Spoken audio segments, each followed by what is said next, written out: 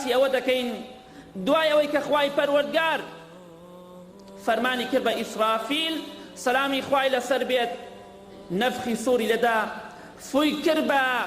کەڕە ناو شەیپوردا ئەو کاتە با بزانین کاتێککە خەڵکی زیندوو دەبێتەوە ئێمەی موسڵمان و غەیری موسڵمانیش زیندوو دەبنەوە چۆن بەرەو قیامەت دەکەونە ڕێ بەرەو ساحەی مەحشەر چۆن دەکەونە ڕێ مسلمان غەیری مسلمان چۆن لە قەبر دەرئەچێت وەک باسمان کرد پێغەمبەری خۆشەویست صلى الله عليه وآله وسلم يكم كسل قبر درأشت تفرمي أنا سيد ولد آدم وأول من تنشق عنه القبر من قوري همو بني آدم زادم همو آدم زاد من قوري عنم يكم كسيكش كلا قبر درأشم شيء رسول الله صلى الله عليه وآله وسلم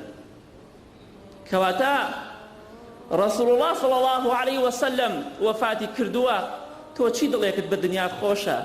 لو أن الدنيا تدوم لأهلها لكان رسول الله صلى الله عليه وسلم حيا وباقيا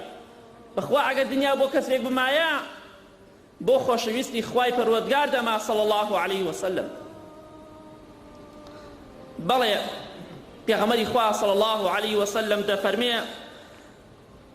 يبعث كل عبد على ما مات عليه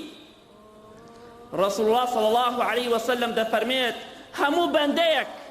مسلمان بێ یا مسلمان نەبێت لەسەر چی کردەوەیەک مردبێت لە ڕۆژی قیامەتا لەسەر ئەو کردەوەی زینوە بێتەوە ئەگەر کردەوەی باش بێ سەربەرز و سەرفرازە ئەگەر کردەوەی خراپ مردبێ پەنا بەخوای پەروەردگار ئاخر شەڕ و دۆڕاوە لە دنیا و قیامەتدا بەڵام کاتێککە خەڵکی لە قەبر هەڵدەستنەوە زیندوو دەبنەوە بەرەو قیامەت دەڕۆن چۆن دەڕۆن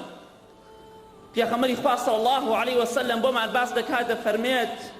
برای مسلمان ئەمانە یەکێک لەو کەسانەی کە دەڕۆن بۆ ساحەی مەحشەر ئێمەین هەموو کەسێکتان دڵنیابن بەرە ئەو ڕۆژە دەڕۆن هیچ کەسێک ڕزگاری نابێت فەلەم نوغادر منهم ئەحەدا خوای گەورە دەفەرمێ هیچ کەسێک جێناهێڵین هیچ کەسێک نامێنێتەوە ئەبێ هەمووی بڕا بۆ ساحەی مەحشەر